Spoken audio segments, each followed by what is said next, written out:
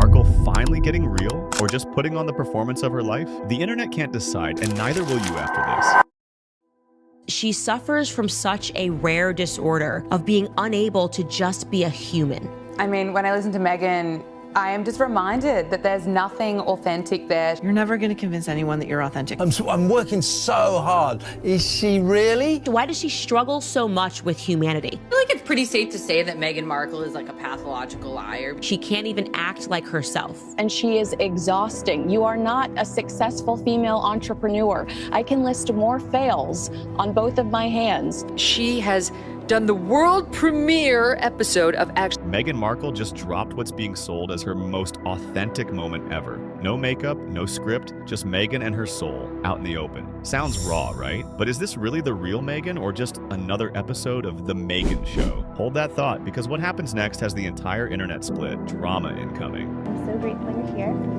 Yes. It's gonna be fun. Hi, crew. You made me cry. Good thing I have no makeup on. You look so pretty. I have not done a show with no makeup since my 1,000 QVC shows. Do you think I have? I've never seen someone that struggles to just give us like one strip of authenticity. I just feel like at this point, she's gotten a lot of opportunities to like tell us something interesting. You're dying to tell us stuff, but like none of it has any substance. So the internet's divided? Big surprise. Some folks say this is Meghan with her walls down, finally real. But critics? They're calling it a masterclass in PR, arguing her tears and unfiltered vibe are more calculated than a chess game. Social media is buzzing that Meghan's emotions look as scripted as an award show. But honestly, is anyone shocked? Thank you for trusting me with your first ever podcast and with your friendship. Yeah. Means a lot, Jamie. Thank you. Yeah. I'm a very accepting person. Truly, I want to like something about her. I'm searching for something to like about her, and it's so hard. And the hot takes on X, yep, we're still calling it X, are savage. Users accuse Meghan of putting on a performance for sympathy, pulling every vulnerable trick to pump up her brand. People are flashing back to her Archetypes podcast. Remember how it was supposed to be unfiltered, but came off as over-rehearsed? Is Meghan finally showing her true self, or is this just another polished PR stunt? Over 96% of people who watch these videos don't subscribe. Don't be one of them. If this hit you, click the subscribe button so the truth doesn't get buried. You know, she also had to tell us at the Time 100 thing that she's the happiest she's ever been. How many people do you know have to convince you that they're the happiest that they've ever been in their life? This is all just Meghan Markle's stage. We're expected to buy it. She wants us to believe that she went from being a D-list actress from a show that nobody that I know watched, Suits, okay, to becoming Martha Stewart in 3 years. Like, this is totally... Of course, Meghan made sure to sprinkle in some motherhood feels and business plugs. She shares that she writes nightly emails to her kids, reads one out loud, voice quivering, dabbing tears, and laughing about having no makeup on. The host, Jamie Kern Lima, is gushing. So raw, so soul-filling. But the skeptics, not having it. So beautiful. Oh, I don't know, I wasn't expecting that one. Sure you were. Yeah, it's just so great. This is why it's so nice to not have makeup on. Thank you.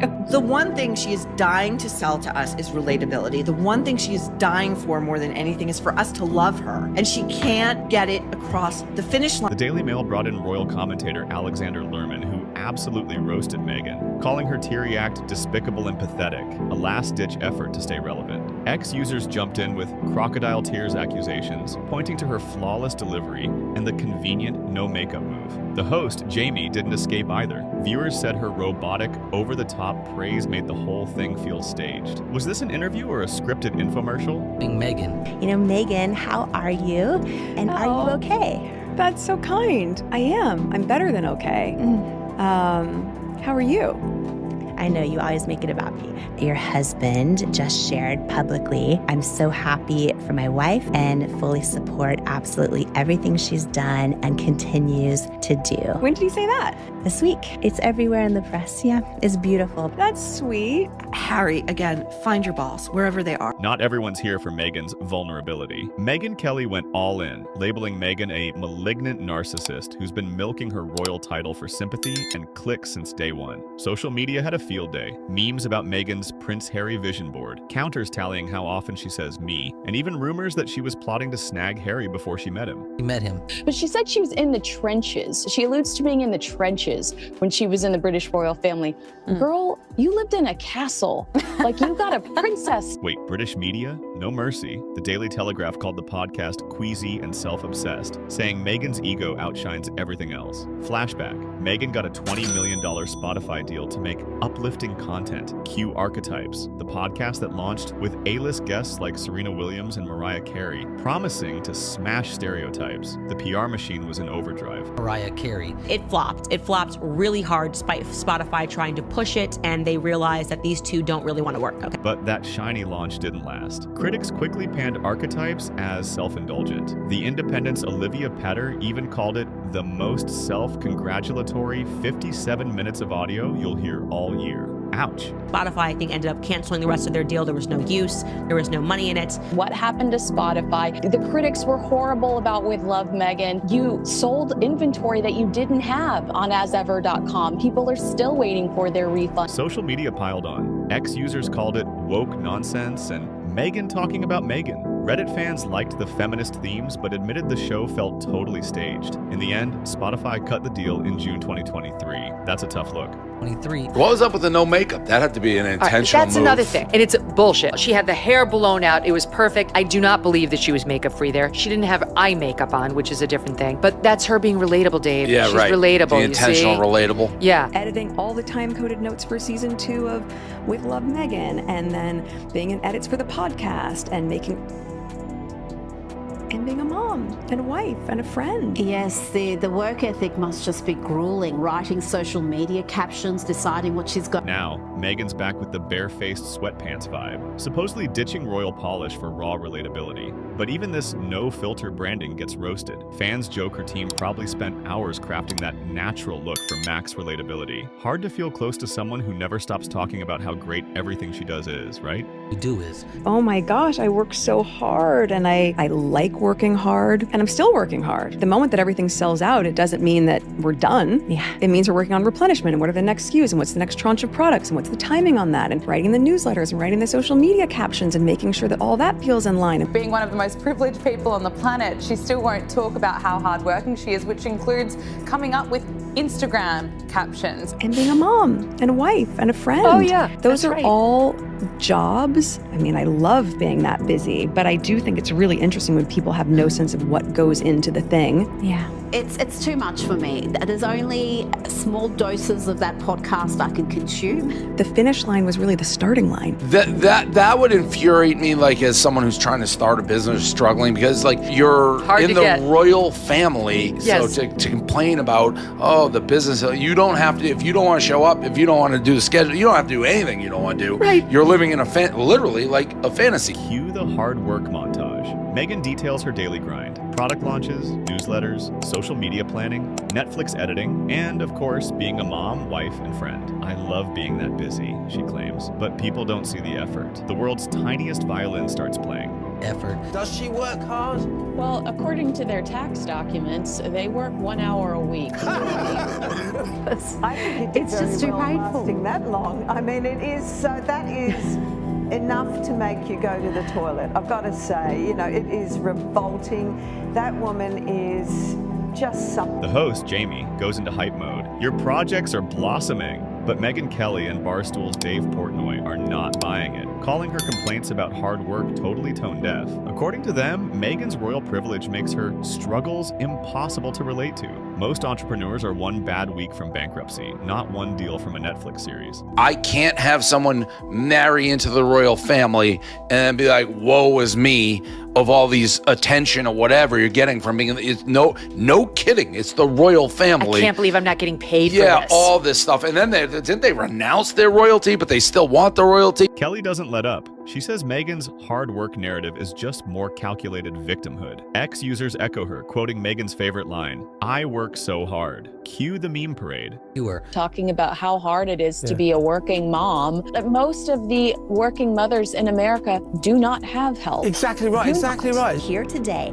for such an exciting conversation that I promise you is going to fill your soul today. And it's not just Meghan catching heat. Jamie Kern Lima, the host, gets dragged by YouTube's royal rogue, and others for her painfully awkward cheerleader-like delivery. Her support feels so rehearsed you'd think it was a dress rehearsal for a commercial. Meghan's tears. The host. What's happening with her? If people didn't know who was who, The and weird, the expression, yeah, it was Over-the-top praise for Meghan's authenticity and hustle feels less like an interview and more like a hype woman audition tape. Viewers called it forced, staged, and, let's be real, kinda cringy.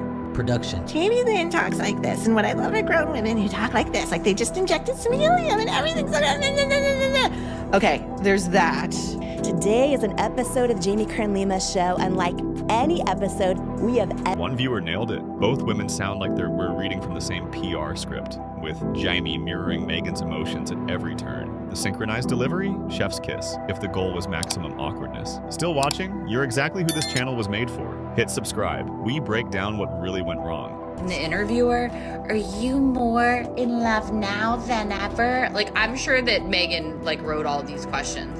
And then he's a fox. Like, girl, again, I think you took a time machine back to 2006. We're hearing Meghan tell her friend Jamie, or Jamie talk about Meghan, and telling us that Meghan, by wearing a brand of jeans, has gotten women out of human trafficking. Ex-users say Jamie's try-hard sincerity turned the episode into a performance, not a real conversation. The consensus? Whether it's Meghan or Jamie, billionaire energy just hits different, sometimes in the worst way. Girl, you lived in a castle. Like, you got a princess title. People were falling at people would run your bathwater for you. I mean, I could list the things, the perks, I could list them. And about that Netflix show, buckle up, it gets brutal. Essentially, the series is about her inviting her friends and famous guests to a beautiful California estate, which is where she cooks and she gardens and she hosts trips. I guess now she's going to be Martha. Celebrity chef Jameson Stocks, who's cooked for King Charles, absolutely scorched Meghan's Netflix series. He called it terrible and painful to watch, with sluggish pace and lethargic feel. He claims he turned down a consulting offer because he sensed it would be forced and fake. And he was just getting started. Fake. Let's make a show. Let's go. Stocks told the New York Post that after trashing the show, Netflix sent a lawyer threatening legal action. He called their bluff, doubling down that she can't cook, and suggested Meghan should just go back to acting, since that's what she's actually good at. Netflix denied the legal threat, because of course they did. The music in the background. Do you believe in magic? I think I understand why it is she was a D-list actress, because she can't even act like... Reviewers torched the series. Variety called it a Montecito ego trip, accusing Meghan of making guests praise her before anything else. The Independent labeled it gormless, pointless, and narcissistic, and mocked moments like Meghan tucking a cake into bed with a lullaby. Yes, that happened. The oven. Who does this appeal to? Oh, her neighbors, or about the people who could probably afford the ingredients and could have a backyard filled with honeybees. This could appeal to Oprah Winfrey, and basically no one else, least of all in the economy that we're all... The Times' Carol Midgley warned viewers they were in for a smug, syrupy endurance watch, while Vulture dubbed it a deranged, bizarro world voyage into the center of nothing. Audience ratings tanked, 2.4 on IMDb, 11% on Rotten Tomatoes. One viewer said, "This isn't even a fun hate watch, it's just bad." Bad. This is a joke, and I'm tired of some of these media outlets continuing to elevate this person when the reality is she's a grifter. Fake it till you make it.